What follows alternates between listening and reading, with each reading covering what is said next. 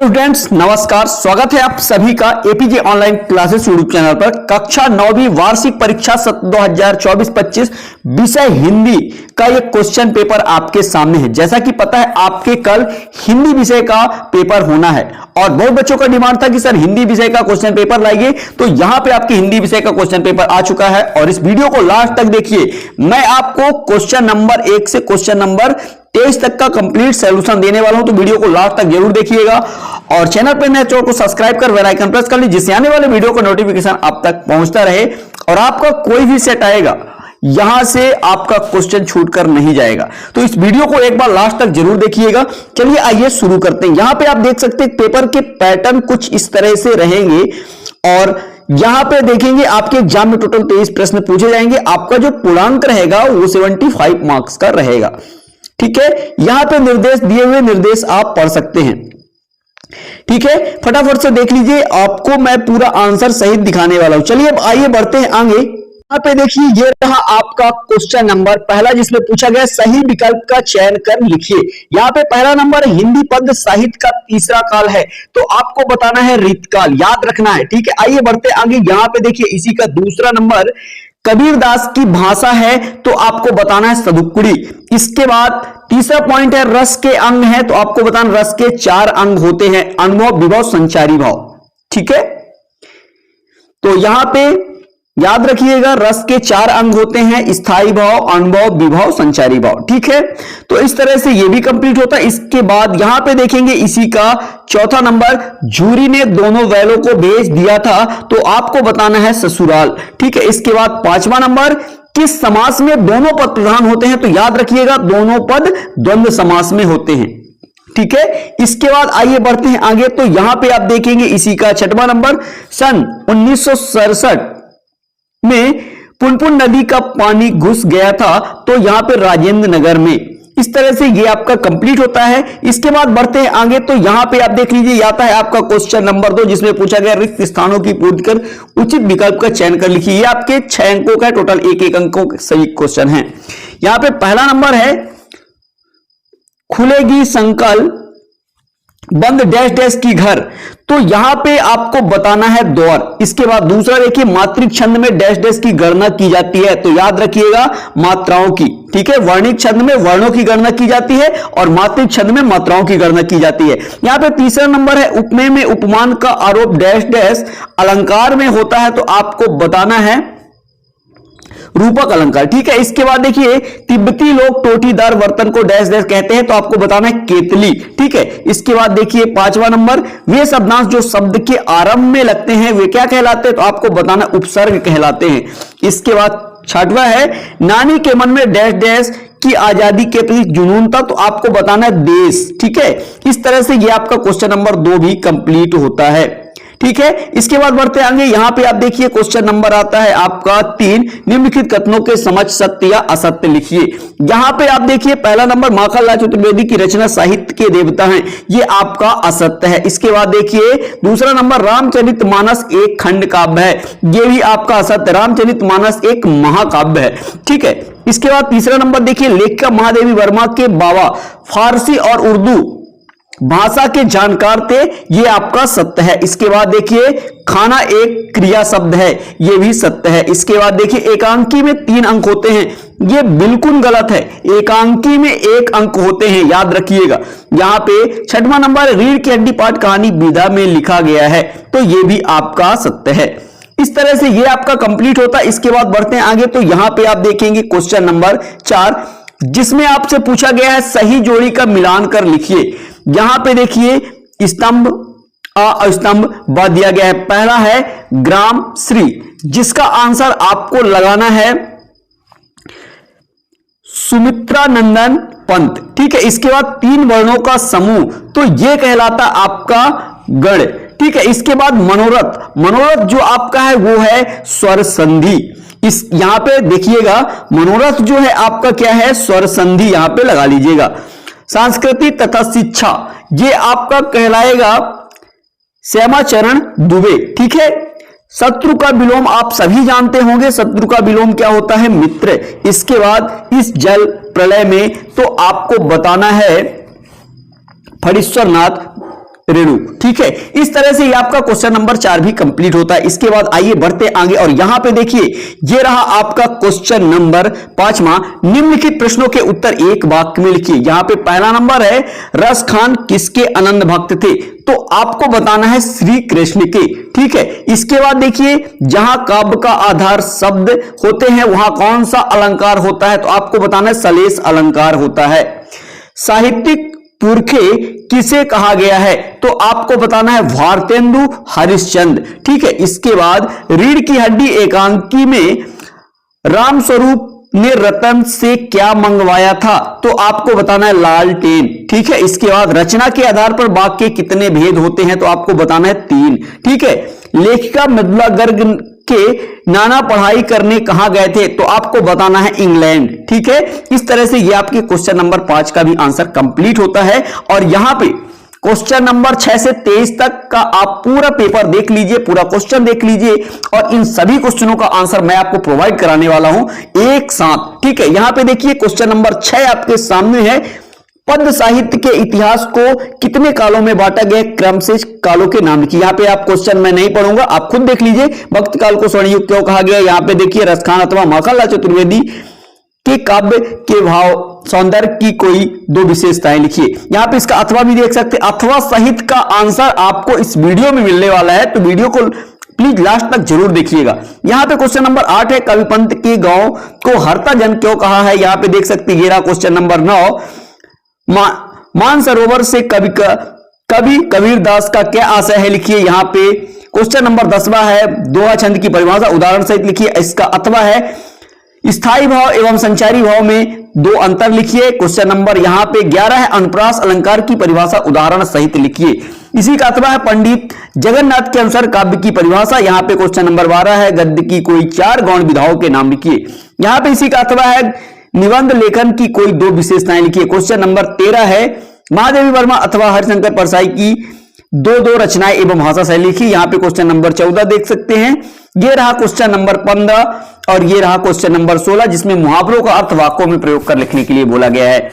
अंधे की लाठी ईद का चांद। ठीक है, यहां पे इसी का अथवा निपात शब्द की परिभाषा उदाहरण सहित लिखिए। यहां पे क्वेश्चन नंबर 17 है फणीश्वर नाथ रेणु के मित्रों के नाम लिखिए। इसी का अथवा है रीढ़ की हड्डी एकांकी का उद्देश्य लिखिए। इसके बाद बढ़ते आगे तो यहां पे आप देख सकते हैं ये रहा क्वेश्चन नंबर 18 और यहां पे काव्यांश संदर्भ प्रसंग और सहित भावार्थ लिखना है। यहां पे इसका काव्यांश दिया गया प्रेमी ढूंढत मैं फिरौं प्रेमी मिले न कोई प्रेमी को प्रेमी मिले सब विष अमृत होई, तो इसका आपको संदर्भ प्रसंग भावार्थ लिखना है। यहां पे देख सकते हैं ये रहा क्वेश्चन नंबर आपका 19 जिसमें संदर्भ प्रसंग और व्याख्या लिखना है इस गद्यांश को पढ़कर। ठीक है, इसके बाद बढ़ते आगे तो यहां पे आपको मिलेगा क्वेश्चन नंबर 20 जल है तो कल है विषय पर एक अनुच्छेद लिखिए।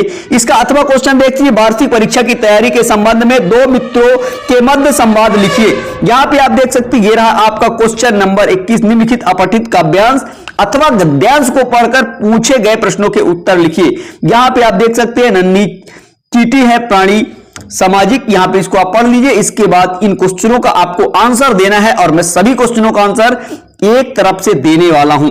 तो यहां पे देख सकते हैं ये रहा क्वेश्चन और इसका आंसर आपको बताना है। यहां पे क्वेश्चन नंबर आपका 22 है अपने प्राचार्य को स्थानांतरण प्रमाण पत्र प्राप्त करने हेतु आवेदन पत्र लिखिए। ये आपके 4 अंकों का है। इसी का अथवा आपके सामने क्या दिया हुआ है प्रातःकालीन सैर के लाभ बताते हुए अपने छोटे भाई को पत्र लिखिए। यहां पे क्वेश्चन नंबर आपका 23 है और आखिरी क्वेश्चन है निम्नलिखित में से किसी एक विषय पर रूपरेखा सहित सारगार्भिक निबंध लिखिए। यहां पे आपको बताना है पर्यावरण प्रदूषण कारण एवं निदान, यहां पे जीवन में खेलों का महत्व और मोबाइल के लाभ एवं हानि, विद्यार्थी एवं अनुशासन, यहां पे पुस्तकालय। यहां पे इतने में आपको निबंध लिखना है। तो चलिए आइए मैं आप सभी क्वेश्चनों का एक तरफ से आंसर दिखाऊंगा, तो वीडियो को लास्ट तक जरूर देखिए और इस वीडियो को अपने दोस्तों के साथ शेयर कर दीजिए। ठीक है, तो मैं आपको क्वेश्चन नंबर 5 तक का आंसर बता दिया था। ये रहा आपके क्वेश्चन नंबर 6 का आंसर। पद साहित्य के इतिहास को कितने कालों में बांटा गया है, क्रम से कालों के नाम लिखिए। तो यहां पे आप देख सकते हैं ये लिखा हुआ है इसका आंसर। और इसके बाद बढ़ते आगे तो इसी का अथवा भक्ति काल को स्वर्णयुग क्यों कहा जाता है, इसका भी आंसर आप स्क्रीनशॉट कर लीजिए फटाफट से। इसके बाद बढ़ते आगे तो मिलेगा आपको क्वेश्चन नंबर 7, रसखान अथवा माखनलाल चतुर्वेदी के काव्य के भाव सौंदर्य की 2 विशेषताएं लिखिए। इसका भी आंसर आप स्क्रीनशॉट कर सकते हैं यहां पे। इसके बाद बढ़ते आगे और आपको कोई भी परेशानी है तो आप कमेंट कर जरूर बताइएगा। यहां पे आप देख सकते हैं ये रहा कवि पंत ने गांव को हरता जनमन क्यों कहा है, लिखिए। यहां पे ये है क्वेश्चन नंबर आपका 8, इसका भी आप स्क्रीनशॉट कर लीजिए। ये रहा क्वेश्चन नंबर 8 का अथवा किस शासन की तुलना में तम के प्रभाव से की गई है और क्यों, लिखिए। यहां पे इसका भी आप स्क्रीनशॉट कर लीजिए। इसके बाद बढ़ते आगे तो मिलेगा आपको क्वेश्चन नंबर 9, बच्चों का काम पर जाना धरती के एक बड़े हादसे के समान क्यों है, लिखिए। इसका भी आप स्क्रीनशॉट कर लीजिए। इसके बाद क्वेश्चन नंबर 9 का अथवा है मानसरोवर से कवि कबीरदास का क्या आशय है, लिखिए। इसका भी आप स्क्रीनशॉट कर सकते हैं। इसके बाद इसी का अथवा देख लीजिए। ये रहा क्वेश्चन नंबर 10, दोहा छंद की परिभाषा उदाहरण सहित। ये रहा परिभाषा और यहां पे उदाहरण दिया गया है। इसके बाद इसी का अथवा स्थायी भाव और संचारी भाव में अंतर। तो ये रहा आपको लिखना, स्थायी भावों की संख्या 10 होती है और संचारी भावों की संख्या 33 होती है। ये आपको याद रखना है। ये क्वेश्चन ऑब्जेक्टिव में भी पूछा जा सकता है। स्थायी भावों की संख्या कितनी होती है 10, संचारी भावों की संख्या कितनी होती है 33, ठीक है। और ये आप नोट कर लीजिए। इसके बाद आते हैं तो ये रहा क्वेश्चन नंबर 11, अनुप्रास अलंकार की परिभाषा उदाहरण सहित लिखिए। इसके बाद बढ़ते हैं आगे तो मिलेगा आपको क्वेश्चन नंबर 11 का अथवा। यहां पे ये रहा पंडित जगन्नाथ के अनुसार काव्य की परिभाषा, ये रहा। और इसके बाद ये रहा क्वेश्चन नंबर 12, गद्य की कोई 4 गौण विधाओं के नाम लिखिए। तो आपको लिख देना है निबंध, कथा, संवाद, विवरण। इसके बाद इसी का अथवा है निबंध लेखन की कोई 2 विशेषताएं लिखिए। इसका भी आप स्क्रीनशॉट कर लीजिए। इसके बाद बढ़ते आगे ये रहा क्वेश्चन नंबर 13, महादेवी वर्मा अथवा हरिशंकर परसाई जी की 2 रचनाएं एवं भाषा शैली लिखिए। तो ये रहा महादेवी वर्मा की 2 रचनाएं और ये भाषा शैली। इसके बाद हरिशंकर परसाई जी का 2 रचनाएं और यहां पे भाषा शैली दिया गया है। इसके बाद बढ़ते आगे ये रहा आपका क्वेश्चन नंबर 14, लेखक राहुल सांकृत्यायन ने डाकुओं से बचने के लिए कौन सा साधन अपनाया। तो इसका भी आप स्क्रीनशॉट कर लीजिए। इसकी का अथवा है किस घटना ने सलीम अली के जीवन की दिशा बदल दिया, लिखिए। इसका भी आप स्क्रीनशॉट करिए। इसके बाद हम बढ़ते हैं आगे तो ये रहा आपका क्वेश्चन नंबर 15, प्रेमचंद के फटे जूते पाठ के आधार पर प्रेमचंद के व्यक्तित्व की कोई 2 विशेषताएं लिखिए। आप इसका भी स्क्रीनशॉट कर लीजिए। इसके बाद बढ़ते आगे इसी का अथवा महादेवी वर्मा उर्दू फारसी क्यों नहीं सीख पाई, इसका भी आप स्क्रीनशॉट कर लीजिए। इसके बाद ये रहा आपका क्वेश्चन नंबर 16, निम्नलिखित मुहावरों का अर्थ लिखते हुए वाक्य में प्रयोग कीजिए। अंधे की लाठी, इसका आप अर्थ लिखिए और इसका वाक्य में प्रयोग देख लीजिए। इसी का दूसरा है ईद का चांद, तो इसका अर्थ और वाक्य में प्रयोग। इसी का अथवा आप देख सकते हैं निपात शब्द की परिभाषा उदाहरण सहित। इसका भी आप स्क्रीनशॉट कर लीजिए।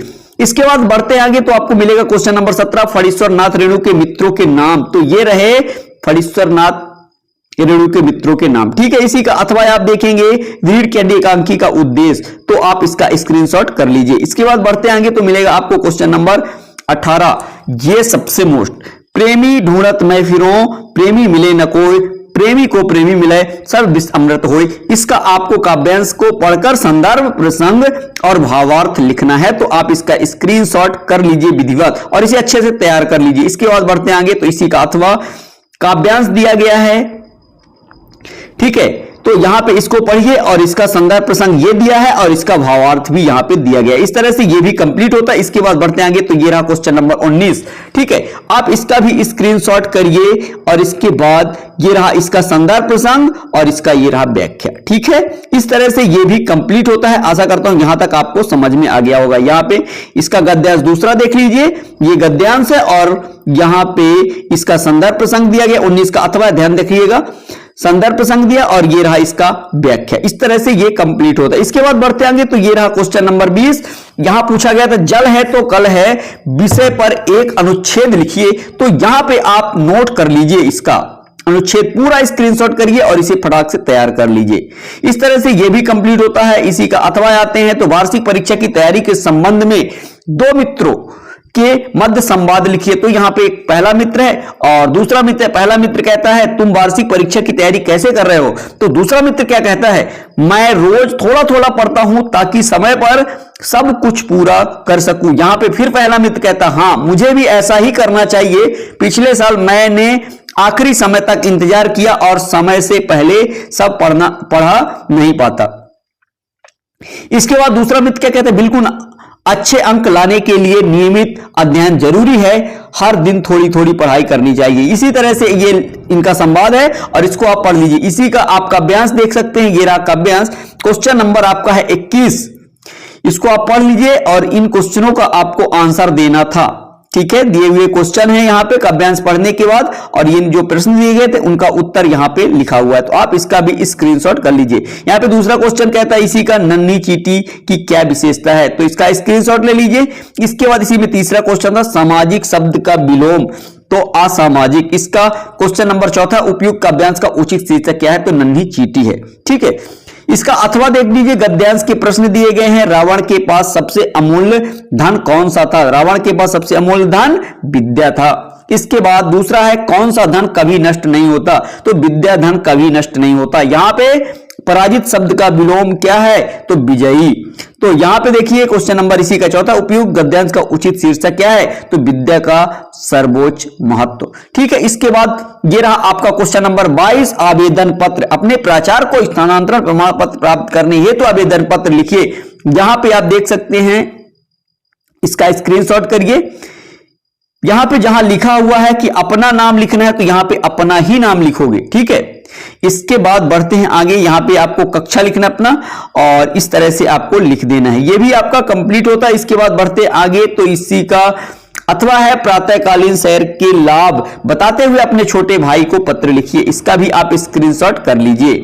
ठीक है, यहां पे इसके बाद हम बढ़ते हैं आगे, तो नेक्स्ट क्वेश्चन आपका आता है यहां पे क्वेश्चन नंबर 23। इस तरह से आपको लिख लेना। ये रहा आपका क्वेश्चन नंबर 23, जिसमें आपसे निबंध पूछा गया है। पर्यावरण प्रदूषण के कारण एवं निदान। यहां पे पहले आप रूपरेखा देख लीजिए, इस तरह से आपको लिखना है। इसके बाद हम बढ़ते हैं आगे, तो यहां पे आपको निबंध भी कैसे लिखना है वो भी मैं आपको दिखा देता हूं। ये है निष्कर्ष इसका, और इसके बाद ये बढ़े तो निबंध लिख लीजिए। इसका स्क्रीनशॉट कर लीजिए। इसके बाद बढ़ते आगे, तो यहां पे आगे का शॉर्ट ये रहा। इसके बाद और आगे चलते हैं, तो ये इसका भी स्क्रीनशॉट करिए। इसके बाद ये इस तरह से कंप्लीट होता है। आशा करता हूं ये वीडियो आपको पसंद आया। वीडियो कैसा लगा कमेंट कर जरूर बताइएगा और चैनल पे नए चैनल को सब्सक्राइब कर बेल आइकन प्रेस कर लीजिएगा। चलते नेक्स्ट वीडियो मिलेंगे, तब तक के लिए जय हिंद, जय Bharat, thank you, best of luck.